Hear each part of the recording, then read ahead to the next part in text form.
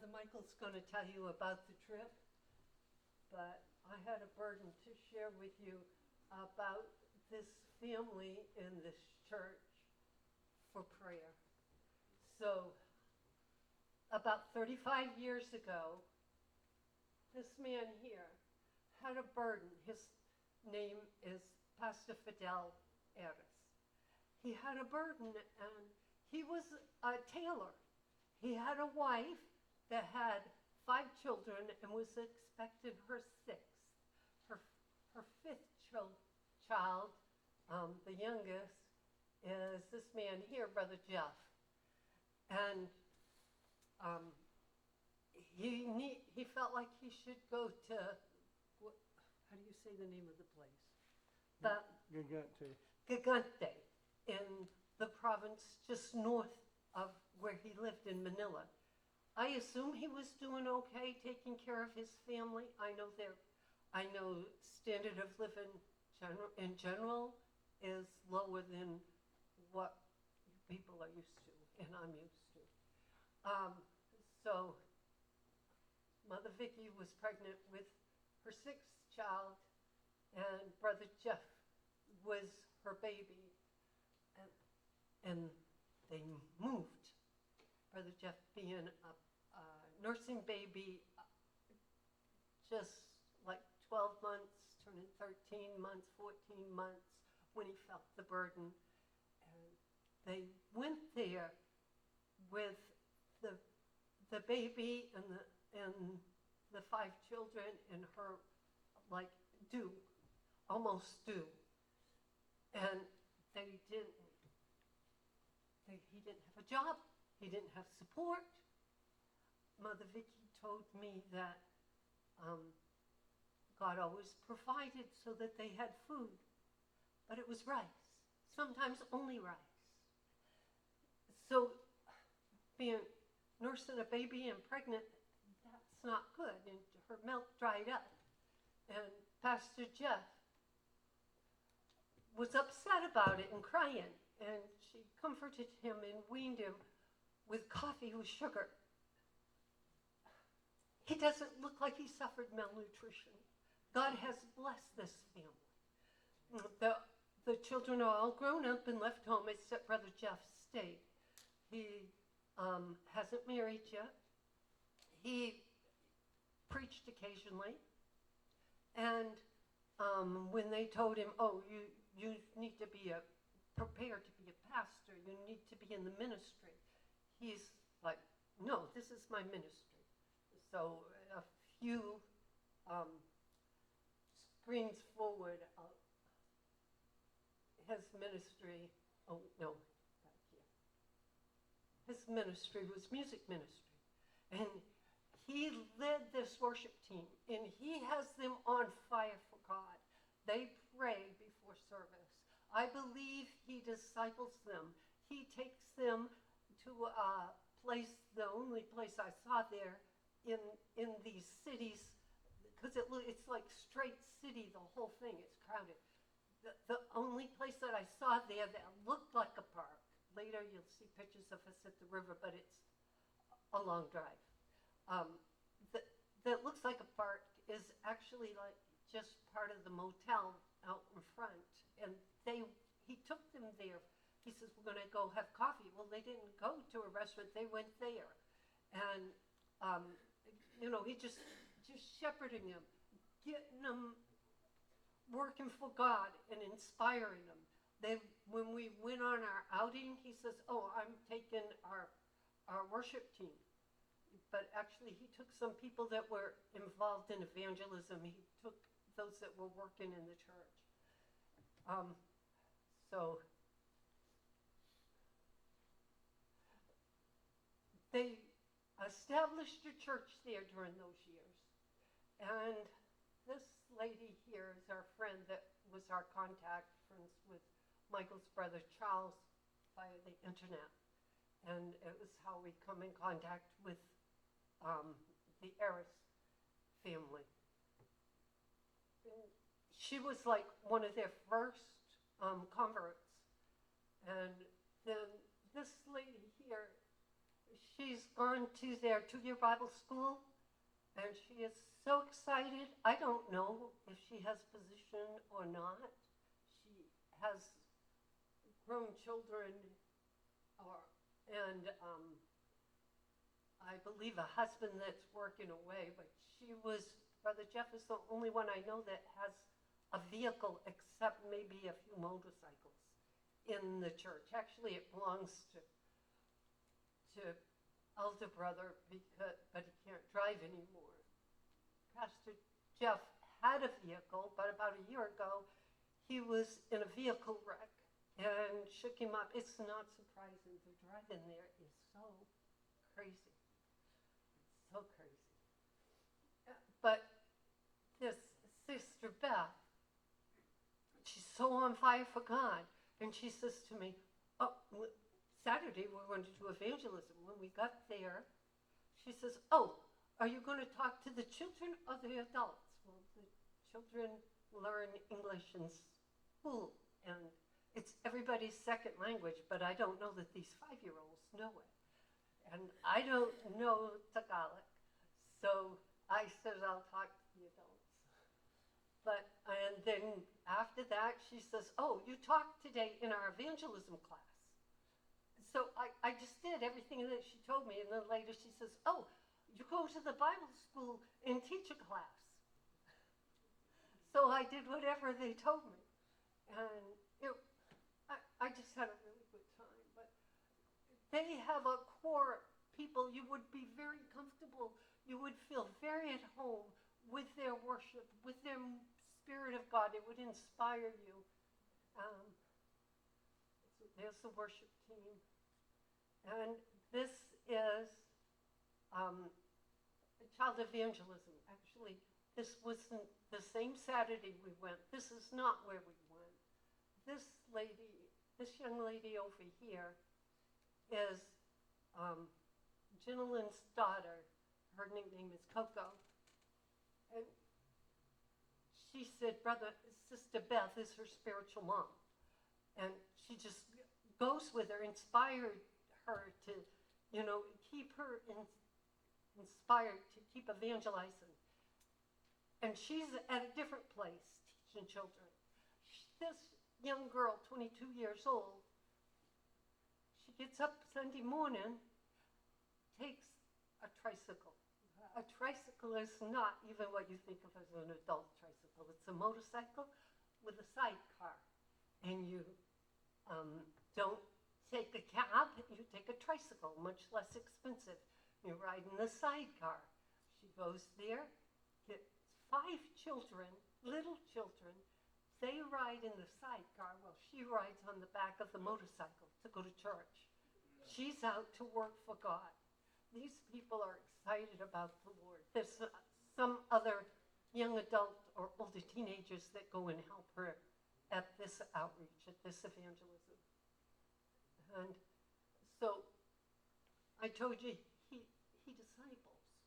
Part of his discipling, working with this worship team, he took them to this river.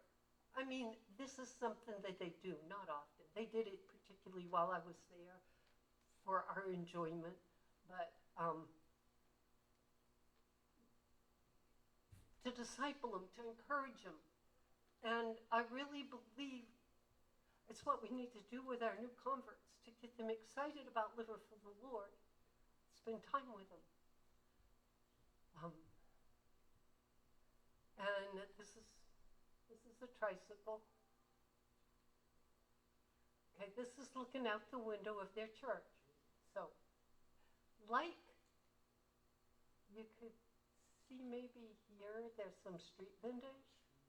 Like that, underneath where I'm standing, there are street vendors.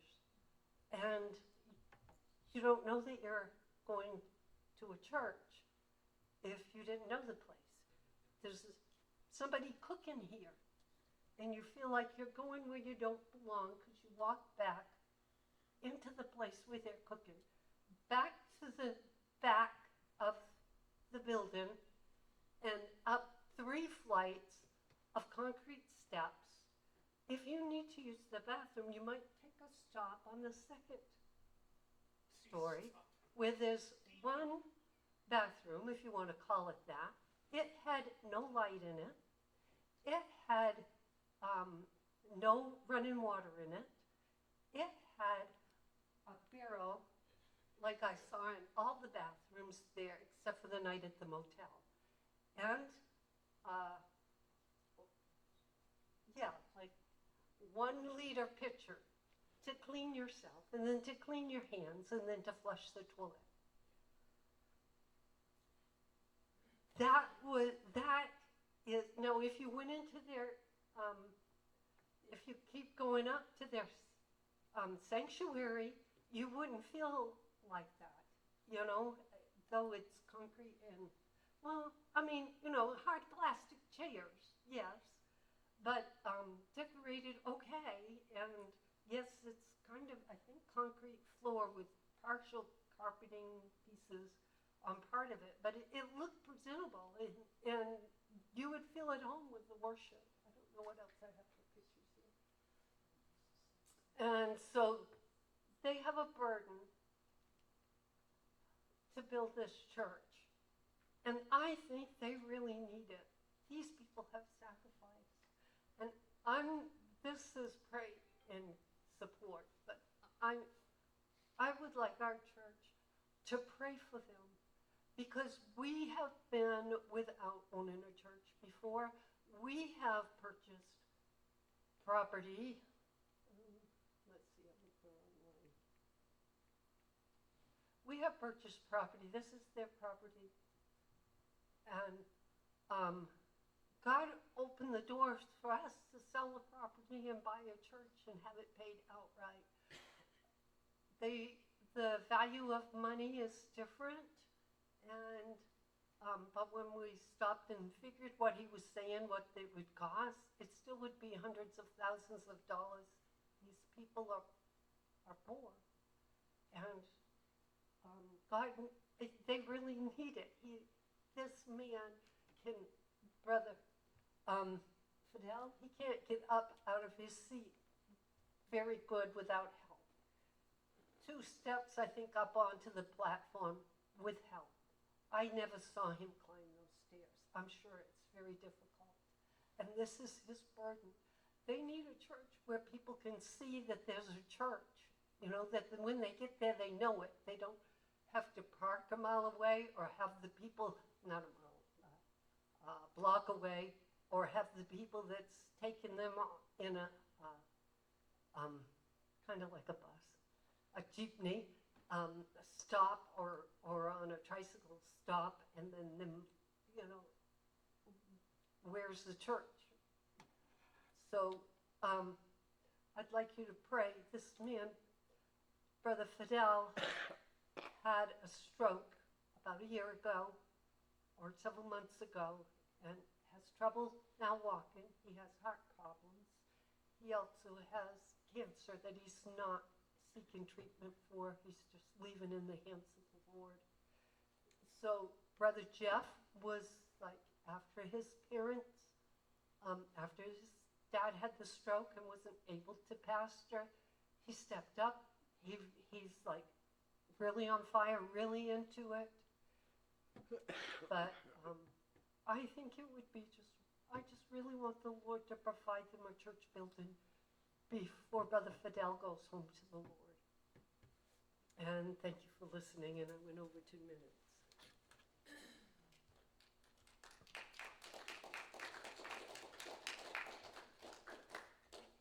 Which one's pointing? What? This will change the screen, this one. This point. Here, help me, man. The lady on the bottom, help me here. The lady on the bottom, her name's Dylan, and she's been friends with Charles for 2 or 3 years, and through her we met Pastor Fidel.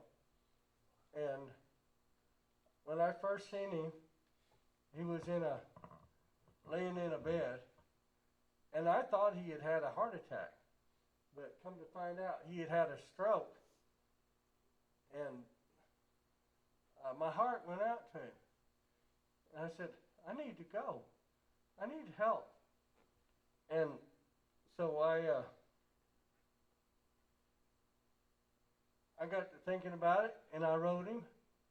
And they welcomed us with open arms, and he let me know, pray for us. He didn't ask me for a nickel. He said, pray for us to get finances. We need to build a church. So this is still a deep burden to him. So I had a little conversation with my wife's husband, and I said, we'll give $500. And I went 2 or 3 days thinking about that, and something said, why don't you give twice that? And to me, that was astronomical.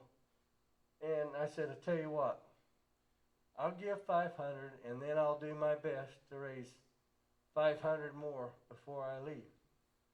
And people walked up and handed me money here and there, everywhere. Money I didn't expect. About $800 worth. There's a wife up there talking. Yeah, for the next. Okay, this is their Wednesday night Bible study. And the way they do it, they sit around a table and they collect. I'm having trouble here. Hold that.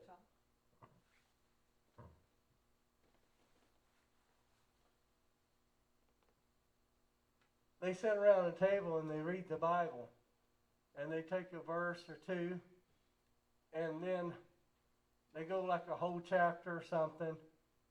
And then they think about it and meditate on it. And then they speak about what it was that they just read. And you get all different kind of ideas from people with different views. But that's how they do their Bible study.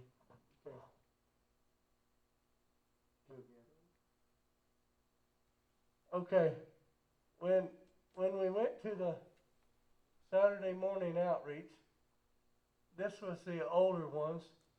The woman in the purple there, she has diabetes and she's blind, or mostly blind. And I felt compelled to pray for her. And we prayed for her, and the next Sunday she came to the big church. And we're believing God to heal her. I felt real strong that God was going to heal her. And that's Sister Beth standing up next to Teresa over there. And there's a girl there that's about, the one in the black and orange. I think she's only 14 or 15 and she got a baby. And this woman in the purple, she donated her garage so that they can do a Sunday school there on Saturday. Okay, next one. Go to the next. And hold on, and see where I'm at. I think this is the backyard. We going down an alley, and she hollered at somebody in their backyard. She says, "Hey, can I have 2 minutes of your time? 2 minutes." And she stopped, and she taught these people. And after she got through teaching them, she said, "And this is the missionary." Okay. And then she had us pray for everybody. So we prayed. Okay, and this is the third spot we went to. And it was just, on each side there was chickens and geese and ducks and little bitty space in the middle. And the blind woman we prayed for was donating this area for them to do an adult Bible school. Class or whatever. Next. And this is back at that place next. And we're praying for all of them. And this is when they did a group photo. And there ain't nobody that I know of in the world that likes to take pictures more than they do. I mean, I thought it was a Hollywood shoot. Yeah. Okay, this is back at the church, and they're all saying I love you. Go ahead. The first Sunday. The first Sunday we went, they put these things around our neck to show us honor. And I was so overcome with emotion, I started to cry because of the honor and the respect they was given. And the young ones, they would come up and take your hand and take their hand and hold it to your forehead like that, out of respect. Okay, here's during the worship service. I would like to see more of them get the Holy Ghost. They have some youth that are not, quote, inside the fence yet, if you know what I mean. And I would like, yeah, there's a little girl grabbing my hand to put to her forehead. And that's Sister Beth in the very back. She is like an outreach director there, and she's very outgoing. Hold on a minute. Okay. She's very outgoing, and people give me money, and then we added some to it, and now we're not trying to brag. We're just saying that this is what we tried to get accomplished. So we was able to give them $1,000 down on their building project, and Sister Beth, she come to me at the river, and there's this one man, I don't see him yet, but his name was Simon, and she said, he really, really, really wants to go to Bible college. And he lost his mom like 5 years ago. And my heart was really touched. So while we're at the river, I got the wife, and of course, I guess I always start off small. And I said, how about we give him $50 or $100 on his Bible college? And she said, why don't we just pay it all? So, Didn't have him work yet. so we set up a deal. $350 will pay one person's tuition for a half a year, and then a church in Florida is paying the other half. If they get a sponsor to pay half, the church in Florida is catching the other half. So we was able to sponsor 2 young people to go to Bible college for a year, and one of them, his name's Simon, and we'll send pictures. They're going to send us pictures and stuff, and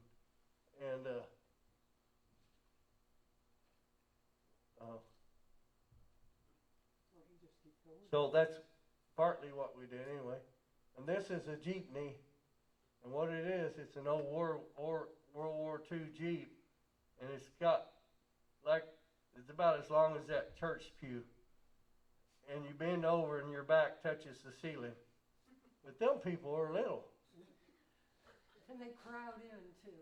And you hand your money to the next person, to the next person, to the next person. And the driver reaches his hand back like that.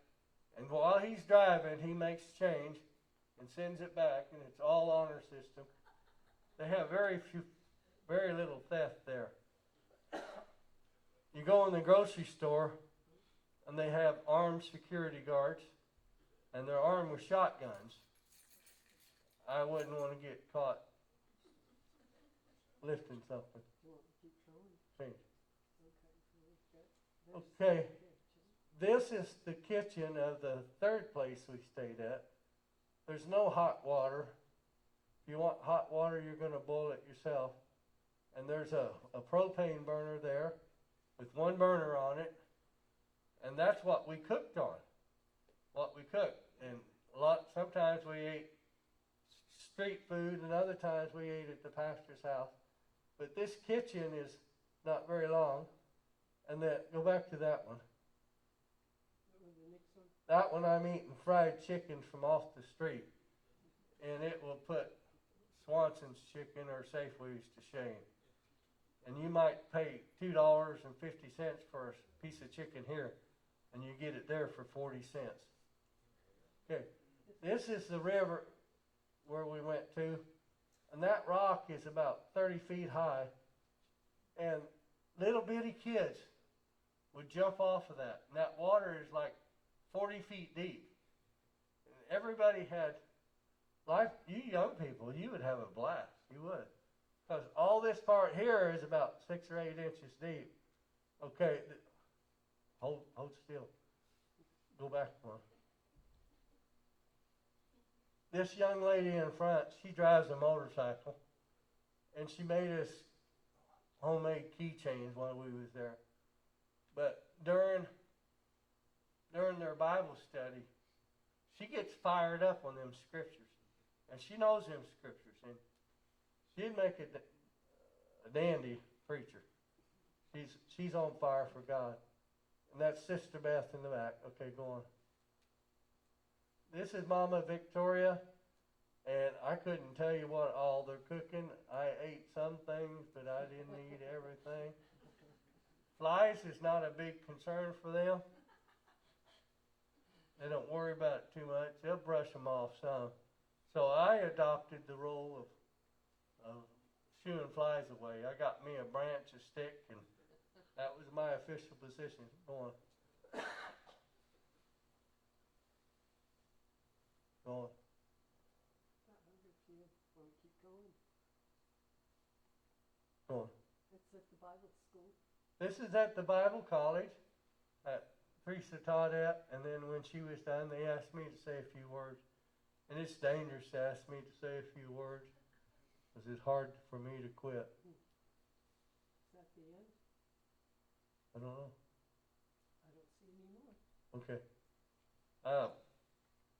In time, I got some videos on my phone that I didn't know how to change over to this kind of format. But we had an awesome time. And we spent 3 nights in a woman's house. She didn't have no toilet. And you want to use the toilet, you get up 2 or 3 in the morning and you go and knock on the neighbor's door. That's what they did. And she didn't have no running water except for a water hose run through her house. And one of them paid the water, and the other, the neighbor paid the water, and she paid the electric or something like that. She had about 10 or 12 cats, all in cages. Oh, what a stinky mess. And she had two puppies there, and I nicknamed them Poo Poo and Pee Pee.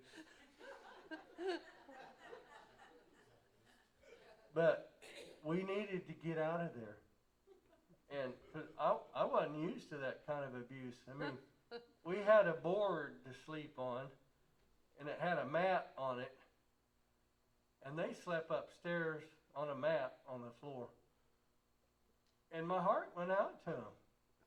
So now they own 2 full-size, queen-size mattresses. Is it queen-size? I think so. 2 queen-size mattresses now they own.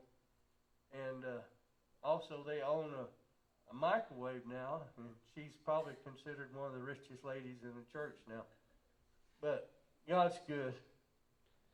So in all, the senior pastor, when we first met there, my heart just melted. And I looked at his wife, and I understood the turmoil and the trials that she had to go through. He had a stroke. There's no way he can dress himself, clean himself, get ready for church, make it up the stairway without help. They never complained. Never did I hear any of them complain. And so I give him $100, and I said, here, take your wife out, let her do some shopping. And then the younger pastor was inducted, I think, last Sunday? Yeah, He was inducted Since we as come back. pastor last Sunday. officially. Now, he didn't want to do the job. He was over the music ministry, and that's where his heart was. But his dad says, you need to take the reins. And he said, no. And then it wasn't too long, Yeah, that's there was a bad car wreck. and the front was smashed. I seen a picture of the vehicle, and the back end was smashed. He had a little bit of blood on his arm. And God, he felt like God was talking to him, and he very eagerly decided to take the pastorship then. So, my goal is, I'm hoping and praying that I can set up a couple GoFundMe accounts and one for the church and one for maybe to sponsor soon once a year or something. So, for now, that's what we have. Thank you.